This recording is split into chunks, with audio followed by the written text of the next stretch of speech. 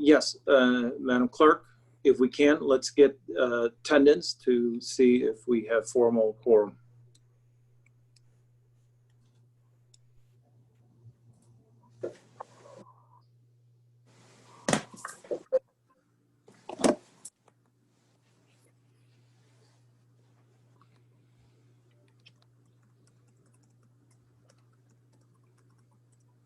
Vivian, you're on mute.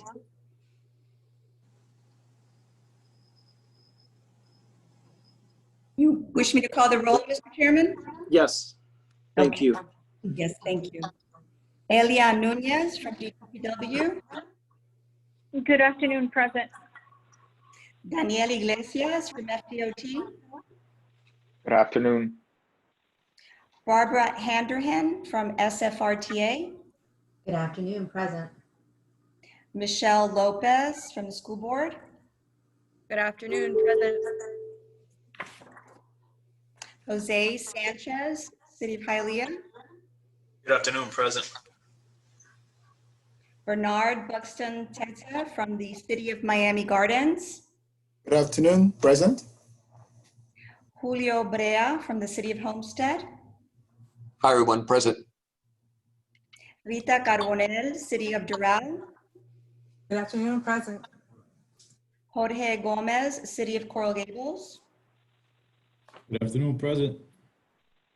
Are there any other council members that are present that I have not called? Vivian, good afternoon. Jose Gonzalez, Miami Beach. Great, thank you, Jose. Mr. Chairman, you have quorum. Great, and thank you everybody for participating. Madam Clerk, how many meetings have we already had in terms of the virtual for the TPC? I believe this is our 5th virtual meeting. Our 5th, wow. Time flies when you're having fun, huh? Yes. So anyway, I appreciate everybody in participating on this. So I have kind of, as we customarily do, we have rules of engagement. I know this is now sounding old news, but we may have new participants, so I'll go through them. So please bear with me. The rules of engagement for the TPC is, this is a public meeting and is being recorded. If you experience technical difficulties, please contact Lisa Wong at the number 954-716-8823 or at her email address, lisawong@kibleyhorn, so that a member of our technical support may assist you. Council members are encouraged to enable their video cameras. Presenters are encouraged to enable their video cameras when presenting and to mute their microphones when not speaking. For council members, to move a motion or an amendment, the council member shall unmute his or her microphone, clearly state his or her name for the record, and propose or second a motion. The TPO clerk will record the action and verbally confirm the council member's name. The TPC chairman will then call the vote, starting with assenting votes. Council members in favor shall state their names and for the record and verbally express yea. The chairman will call then for dissenting votes. Council members in opposition shall state their names for the record and verbally express nay. All right, thank you so much. So with that, let's go into the agenda because we got several items here to go through today, and starting with the approval of the agenda. Do I have a motion? I move it. I second, Elia. All right. All in favor? Aye. Aye. Any opposed? All right. Agenda is approved. Second, approval of minutes of our September 14th, 2020 meeting. Do I have a motion? Motion to approve, Barbara Handerhan. Thank you. A second? Second, Daniel Iglesias. All right. Do I any comments on it at all? All right. So with that, all in favor, all approving minutes, say aye. Aye. Aye. Any opposed? All right, it passes. Agenda item 3, action items. Madam Clerk, can you please read the first item 3A into the record? Certainly, Mr. Chairman. Item 3A is a resolution recommending approval of amendments to the 2045 Long-Range Transportation Plan and Fiscal Year 2021 Transportation Improvement Program to include in Priority 1 of the plan the construction of Northwest 170th Street from Northwest 97th Avenue to Northwest 95th Avenue. This is a Miami-Dade Department of Transportation Public Works item. All right. I typically start off to have a motion in a second, and then we'll have discussion. So does anybody want to move the item to begin with? I'll move it, George Gomez. Do I have a second? I'll Second, second Butler. it. Oh, I'm sorry. Second, Jose Sanchez. okay, go. Okay, thank you. All right. So this item is Department of Transportation and Public Works. We do have Elia Nunez here for the project. So Elia, would you like to provide any background on this item? Sure, I'd love to. Thank you for the opportunity, Mr. Chair. So overall, as you guys know, the development that's occurring on the northwest portion of Dade County, it's growing rapidly, and the county is pushing to expedite a few of our corridors there. Recently, 97th and 107th was proposed, and now we have this one segment of 170th. That's a piece that's missing between the Turnpike and I-75. We've been asked to move it forward to help the development areas in this in Hialeah. It's going to be a 2-lane segment, and it is going to be connecting to a portion that's already there on I-75, and will be connecting to the Turnpike and I-70 and 170th winding project that the Turnpike is doing there. It's an in-house project. We are going to do it in-house. It will not be advertised. I think that's it. If anyone else has any questions, I'd be happy to address. Okay. Any other comments? Or?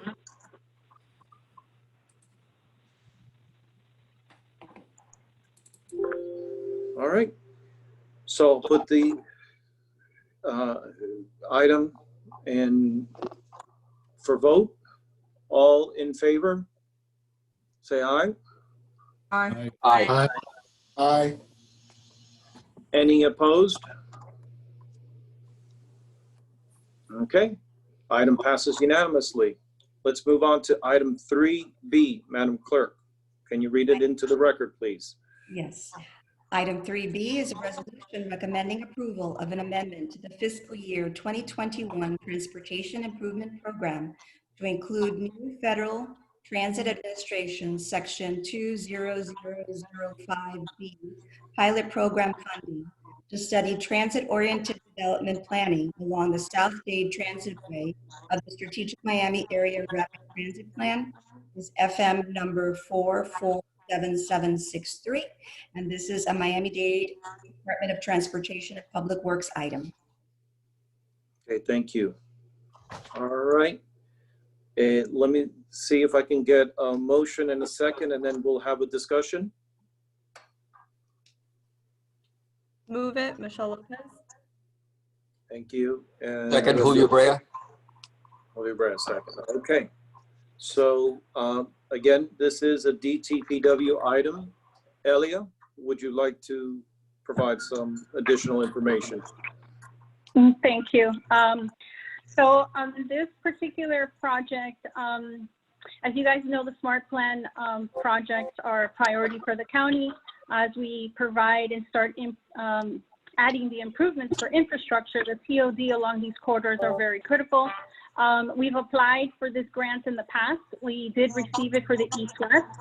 We recently did it in the fall of 2019 for the South Corridor to help us study a master plan for potential TODs along the corridor, specifically for 4 locations to develop and do like a concept plan for TOD opportunities.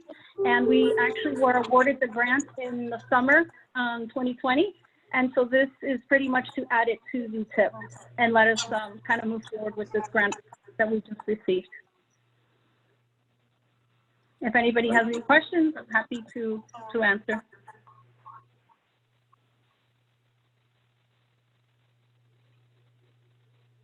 I have just one comment for the record, Michelle Lopez. There's a number of Miami-Dade County Public Schools facilities along the South Corridor. So Miami-Dade County Public Schools would request that the consultant note that as part of their report. Okay, thank you. Any others? Okay, let's put the item to vote. All in favor, say aye. Aye. Aye. Aye. Aye. Any opposed? Item passes unanimously. Thank you. Moving on to item 3C. Madam Clerk, can you please read it into the record? Yes, item 3C is a resolution recommending approval of an amendment to the fiscal year 2021 Transportation Improvement Program to include a safety project on State Road 934 Northwest 79th Street from Northwest 25th Avenue to Northwest First Place, FM number 4106467, and this is the Florida Department of Transportation. Thank you. Okay, can I get a motion and a second? Move it, George Gomez. Second, Elia. All right. As mentioned, this is a Florida DOT. Mr. Iglesias, would you like to speak on behalf of this? Give us some information. Sure. Danny Iglesias here, FDOT. This project is a safety project intended to improve pedestrian mobility in the corridor. We're going to be installing 3 mid-block crossings along Northwest 79th Street. One is within Northwest 15th Avenue. The other is Northwest 9th Avenue. And the third is at Northwest 4th Avenue. We will be adding a crosswalk at the existing signalized intersection of 79th Street and 13th Court, and also 79th Street and 2nd Avenue. And then we're also going to be adding a curb extension or a bulb out at 79th Street and 5th Avenue. And this is all to improve, like I mentioned, pedestrian safety. We're asking for the tip amendment with this item for the design phase of the project, which is scheduled to begin in October of this year. And we expect the construction of the project to occur in June of 2025. And that's the information I have at this time. So I'm happy to answer any questions. Right. Does anybody have a question or comment for Mr. Iglesias? Michelle Lopez, again with Miami-Dade County Public Schools. There are, I think, 3 schools in relatively close proximity to the proposed crossings and mid-block crossings. The district would request coordination during the design phase and prior to construction so that we can ensure that our students are not utilizing those areas when coming to school in the mornings and in the afternoons during the time of construction. Yes, and we will coordinate accordingly. Thank you. Thank you. All right. Any other comments for Mr. Iglesias? No? All right, let's put this item to vote. All in favor, say aye. Aye. Aye. Aye. Any opposed? All right, item passes unanimously. 3D, Madam Clerk, please read it into the record. Yes, item 3D is a resolution recommending approval of an amendment to the fiscal year 2021 Transportation Improvement Program to include an intersection improvement project on State Road 934, it's Northwest 79th Street, Northwest 32nd Avenue, and that is FM number 447574-1. This is also a Florida Department of Transportation item. Thank you. All right. Anybody want to move the item?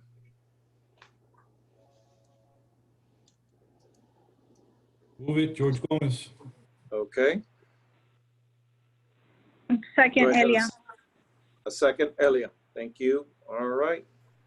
Again, this is a DOT item. Mr. Iglesias? Thank you, Mr. Chair.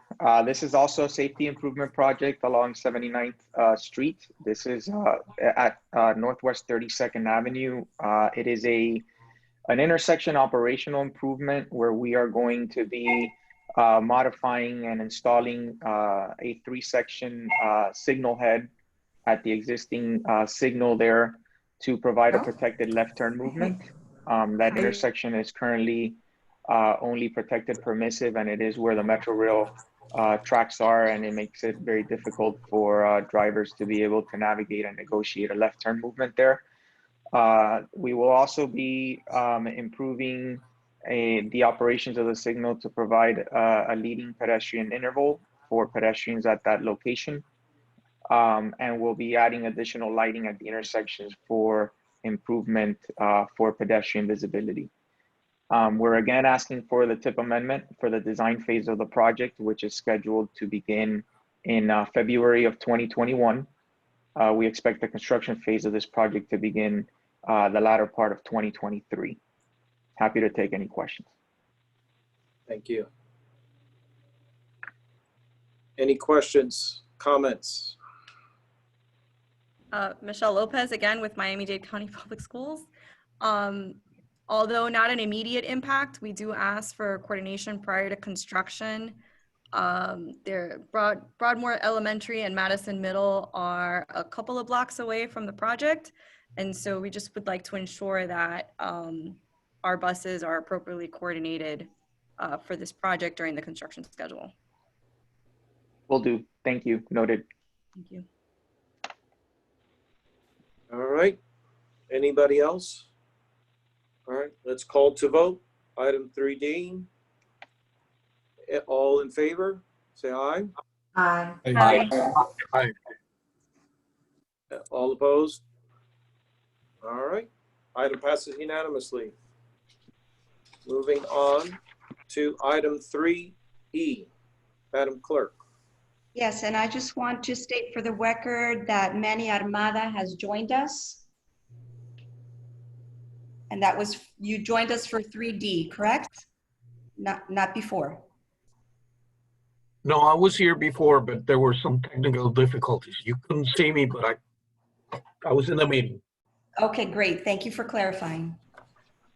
So action item 3E is a resolution recommending approval of an amendment to the fiscal year 2021 Transportation Improvement Program to include an intersection improvement project on State Road 915, that's Northeast 6th Avenue at Northeast 139th Street, FM number 443932-2. And this is also a DOT item. All right, thank you. Do I have a motion to move this item? Barbara Vanderhand, motion to move. Thank you. Second? I second. Bernard? Thank you. All right.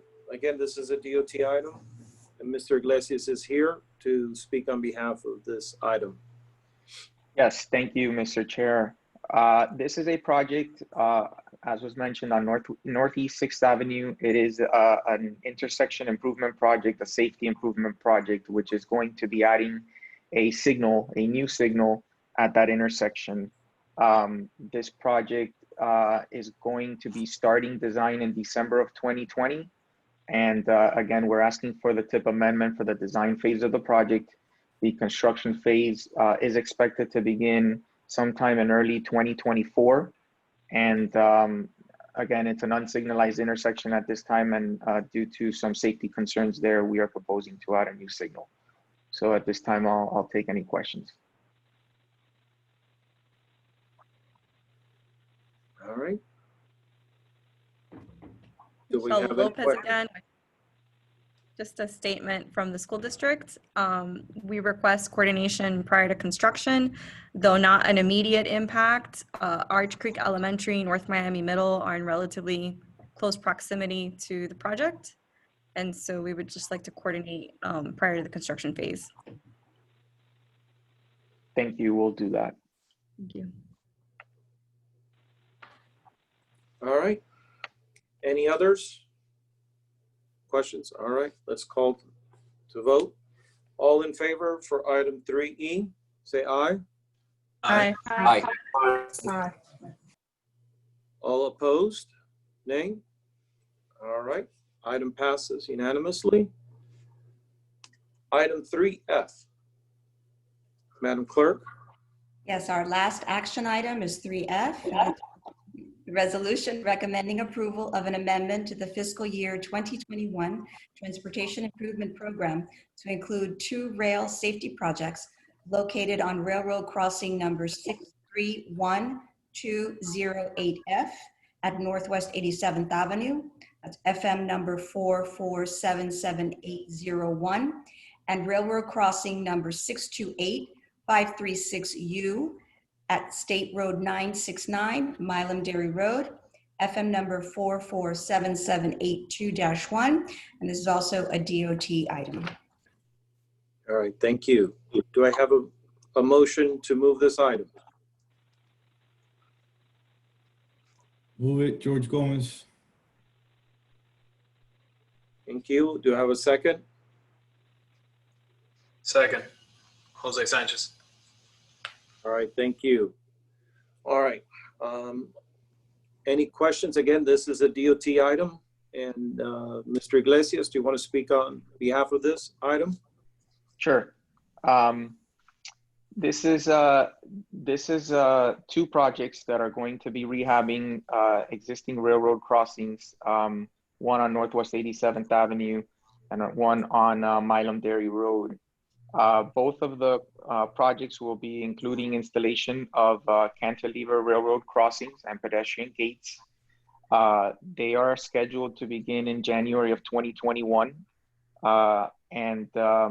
We do have a tip amendment being requested for each one of these. The 2 projects are going to be funded through the Federal Rail Highway Crossing Safety Funds. So at this time, I would open it up for any questions. All right. Do we have any questions or comments? This is Barbara Handrahan. Is this on the CSX rail? I believe so.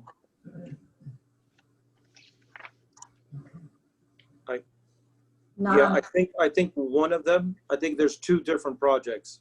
Okay. There is 2 different projects, yes. Yeah. And I think one of them may be, and the other one may not be. The other one may be FEC.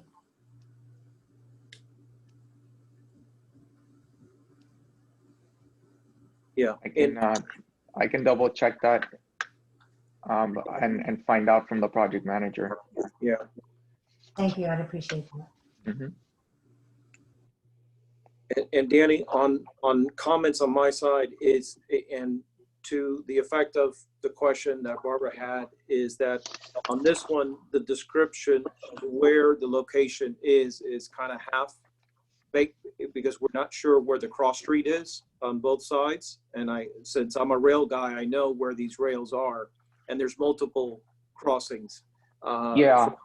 Avenues. So I know that you did provide an aerial as part of the package, so I was able to figure that out.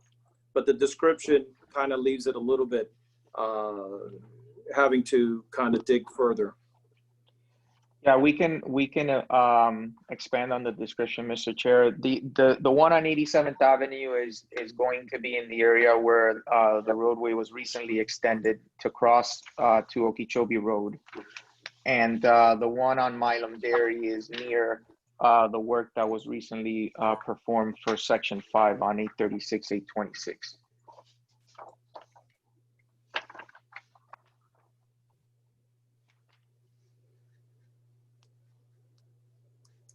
All right.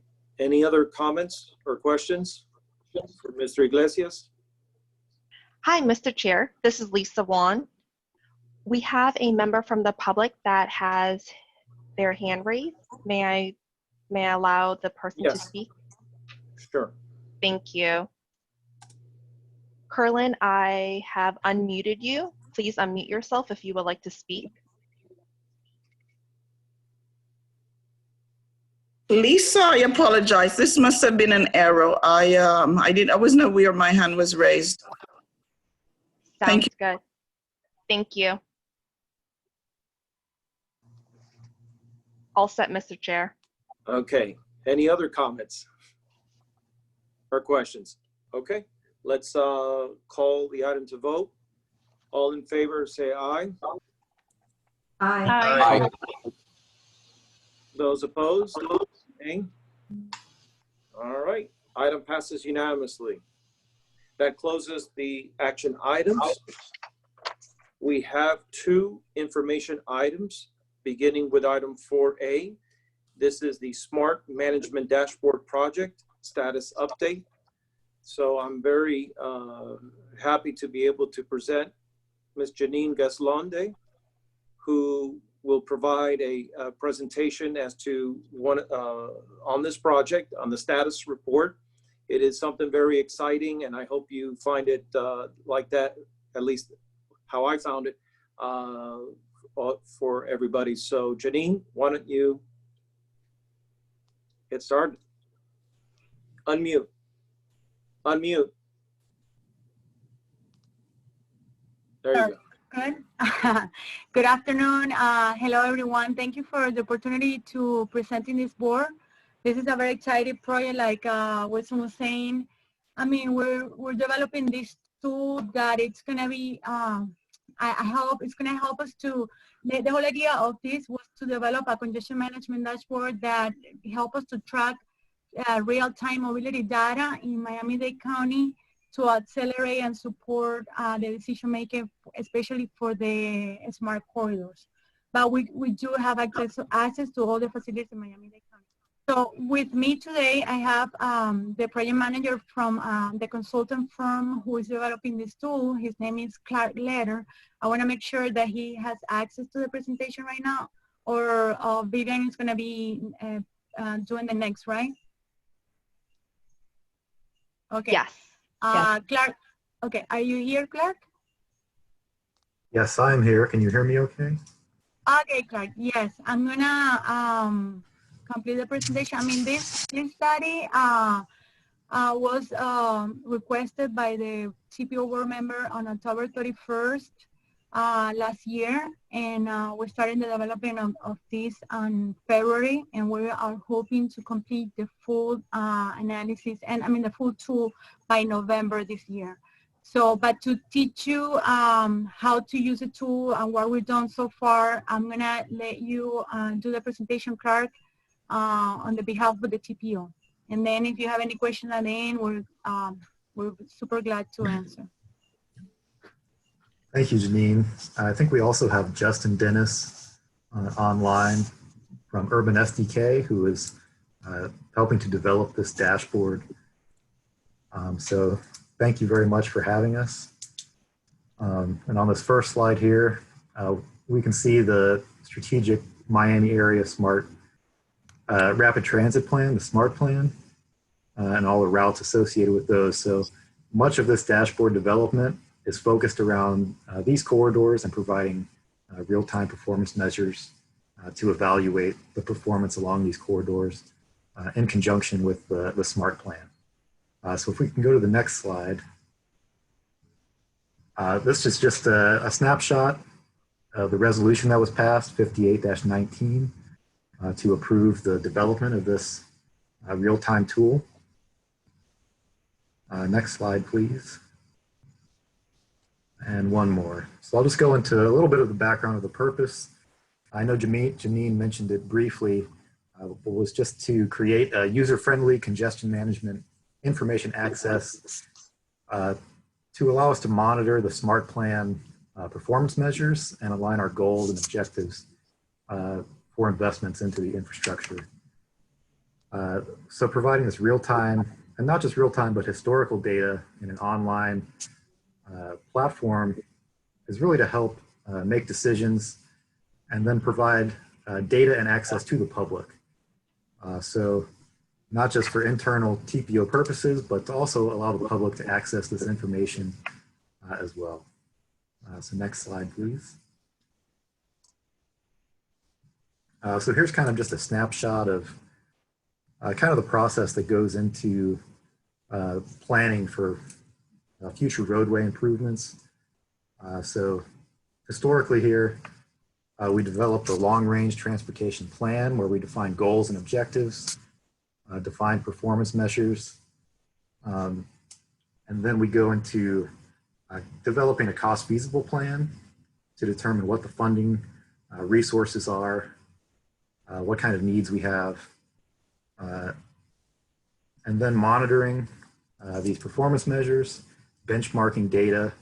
And this is really where we're trying to make the process easier, is to generate all of this data and monitor data in real time so the consultants and TPO staff don't have to go in and data mine manually.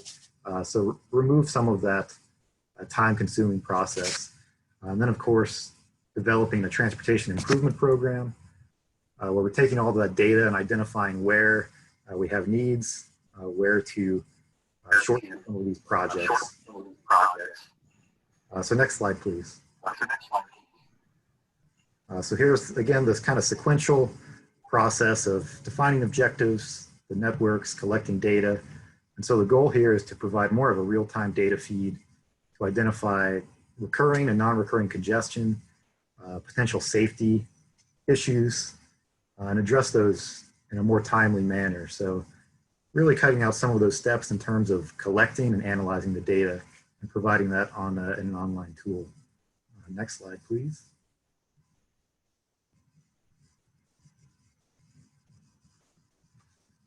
And so again, historically, we have these kind of static reports that are maybe released annually or every 5 years, some type of predefined cyclical production of these reports.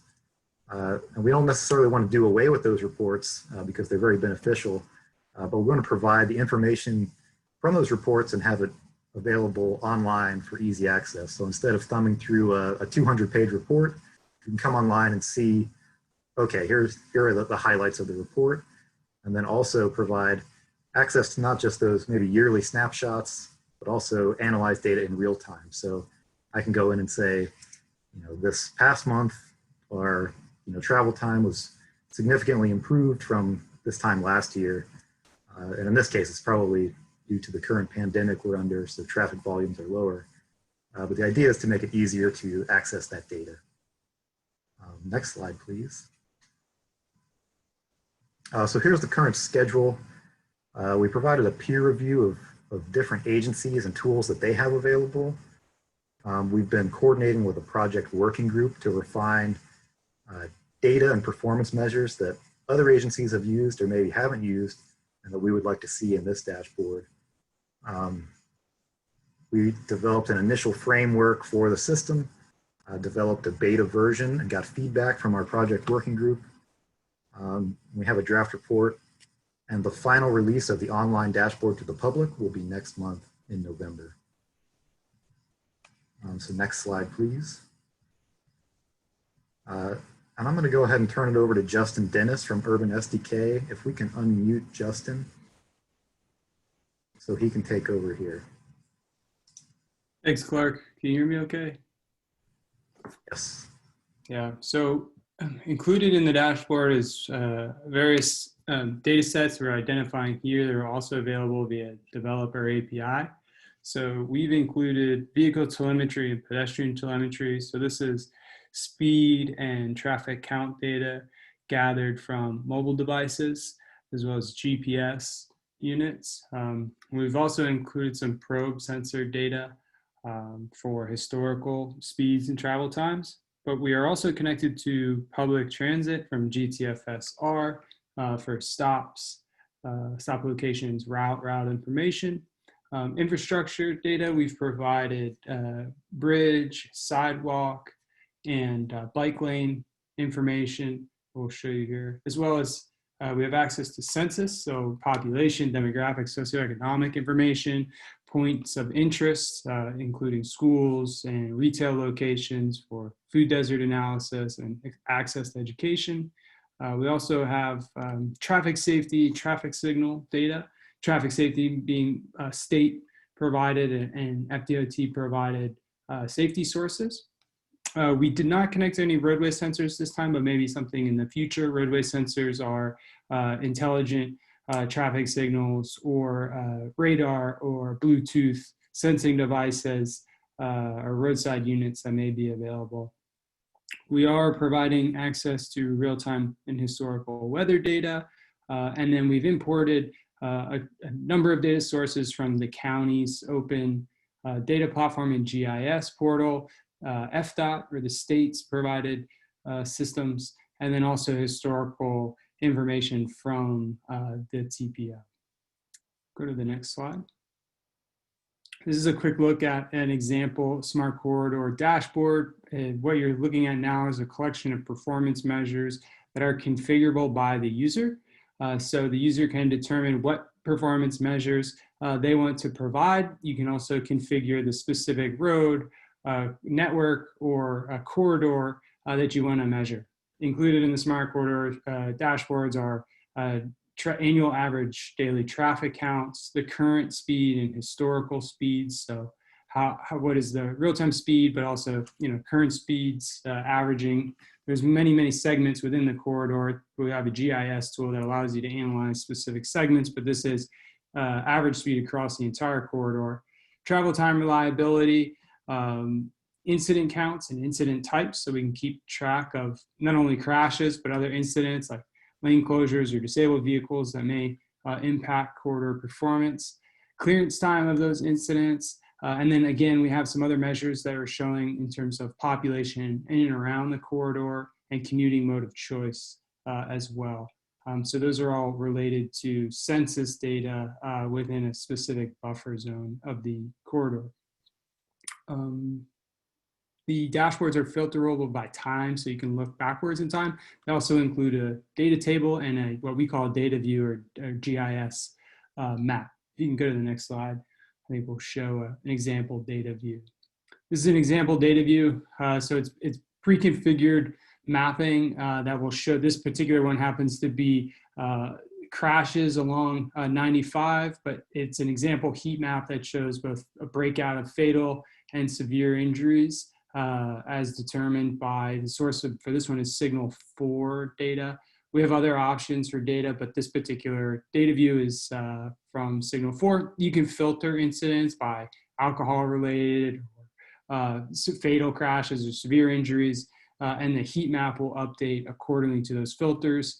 You can look at individual incidents as well, and if you hover over an incident, it'll give you metadata like incident type, crash, manner of collision, if there are injuries, or number of people involved, so forth and so on.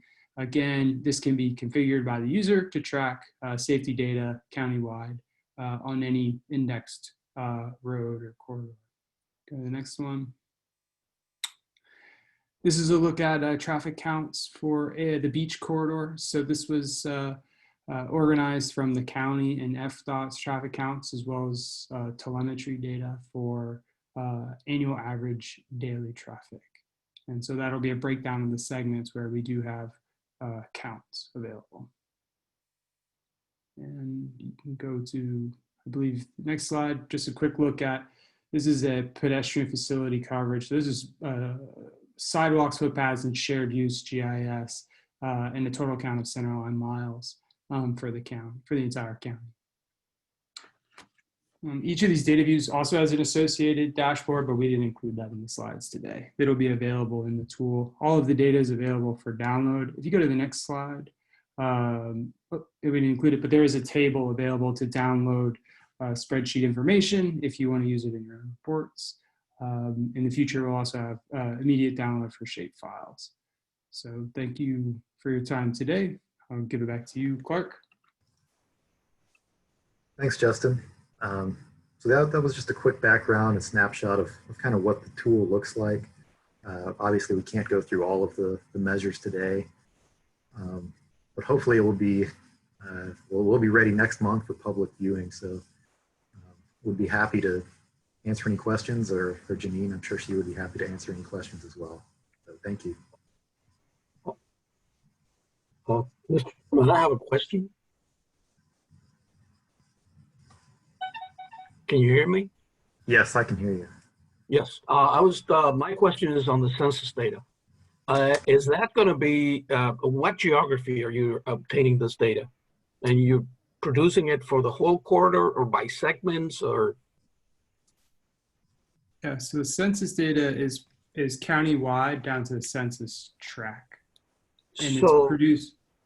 Okay, so it's at the census tract level, right? Correct. So when you do a corridor, you're basically taking the values for the whole census tract, not just for the area within a certain distance from the corridor. Is that correct? You can do either. We can do either, or we can take the full value of the tract or block group. In this case, we're doing a buffer. So we'll say within a period of a radius of miles from the corridor line segments, center line of the road. But you usually won't have a, the buffer, let's say it's half a mile, it's going to split a number of block groups or a number of blocks. So how are you adjusting for that? I believe we take the overlap. So whatever is overlapping the block geometry, we'll take that percentage of that group. So if by area it's overlapping 10% of that block, we will take 10% of that population. Okay, and basically what year are you using? Because when you have to go down to that level, you have to use the 5-year estimates. Am I correct or? Yes, Justin, you might know more on this, but I believe we take the 2010 census data, which was the most recent national poll, and we can project or extrapolate that data based on estimated population growth. So we'll have a fresh data set in 2020. But to bring it down to that level, actually the only thing you can use, it's the 5 years, ACS 5-year estimates. So the latest that you have is a 2014, 2018. Is that what you're using? We're using the 2010 boundaries, so the actual shape files. Yes, the 2010 boundaries stay the same, but the data changes. That's what I was trying to get at. And if you're using it, you can adjust it, but you have to use, or at least that's what my question was, if you're using the ACS 5-year estimates, which basically come out every year, but they're overlapping years. So the last we're using the most current, the most current estimate available from the U.S. Census. We're using the 2010 track if you want the boundary. So right, the 2010 tracks, yes, correct, because the 2020 haven't come out yet. They will come out next year sometime. Correct. Okay, and you're using census data is not a primary feature of the smart corridor analysis either. We're primarily analyzing vehicle counts, speeds, incidents right now. Okay. And so it's just it's an additional feature of our platform. Was not specifically requested by the TPO, but it's available. Okay, I understand. Thank you. Sure. And if you have other suggestions on census, please let us know. We'd love your expertise and input, obviously.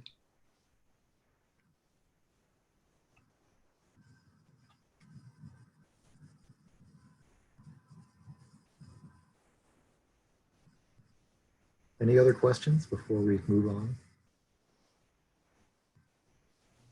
Yes. All right.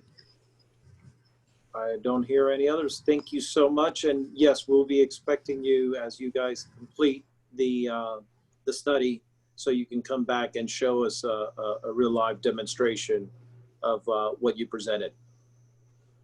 Yes, that would be great. Thank you. Thank you. Thank you for the opportunity. Thank you. All right. Next item, we have item 4B, Miami-Dade TPO and Partners Outreach Series.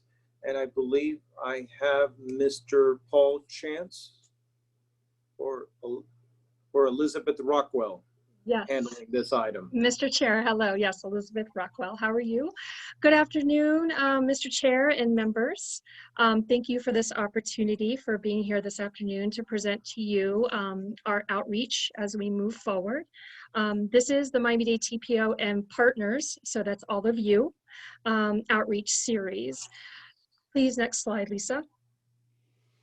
So for a while, we have kind of halted our outreach efforts due to the pandemic and especially any in-person outreach, of course. So we have waited for some time, and now we are ready to get out back into the community. And we have worked with our transportation partners through our public involvement management team, which Paul Chance does oversee and run at this time. And we decided to do a virtual lunch series called Taste of Transportation.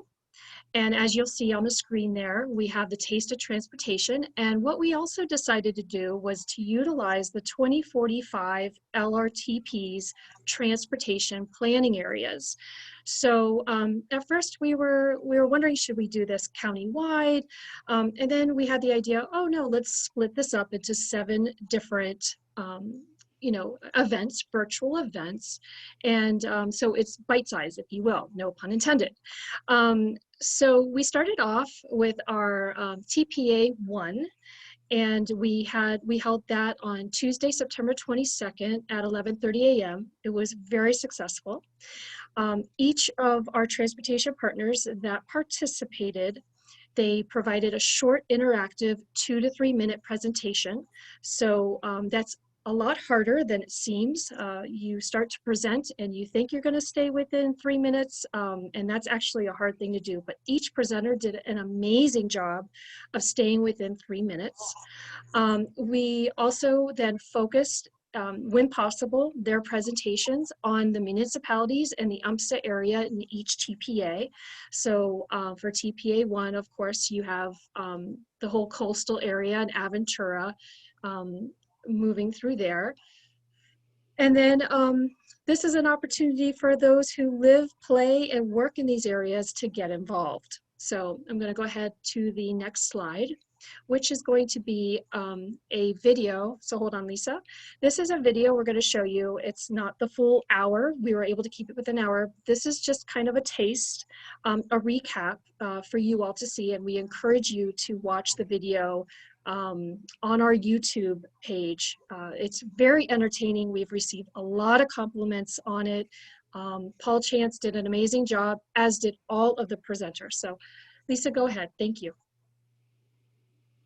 Welcome to our first edition of the Taste of Transportation Lunch Series.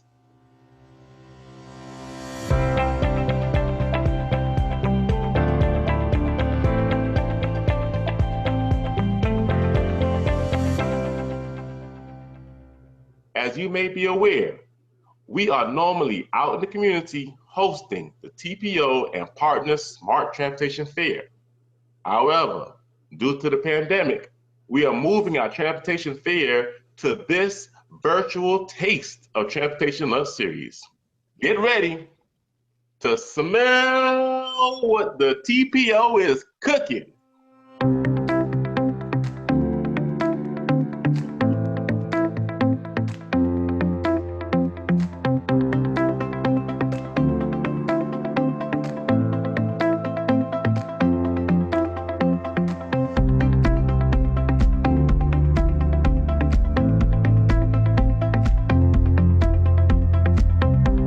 We hope to see you at the next Taste of Transportation Lunch Series.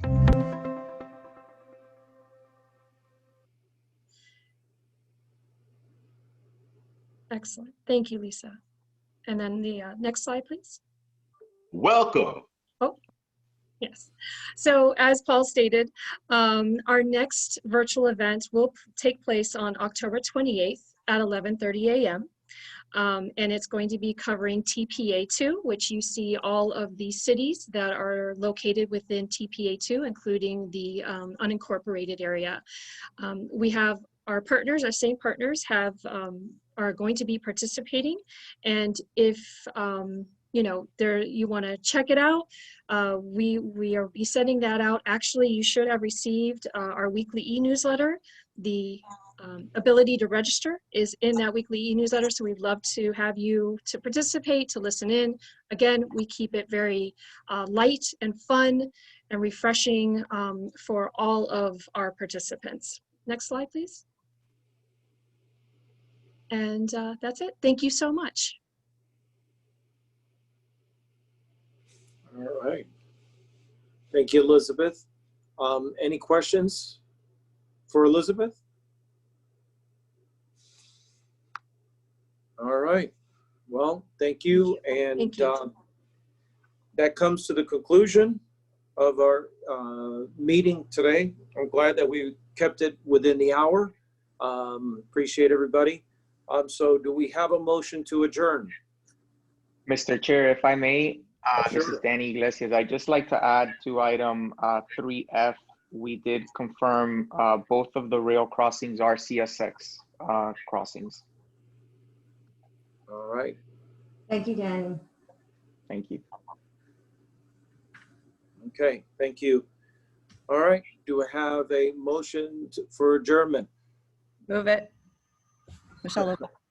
Michelle, George Gomez. second. All right, all in favor? Aye. Aye.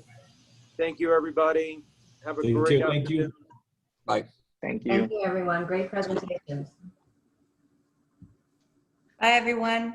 Bye.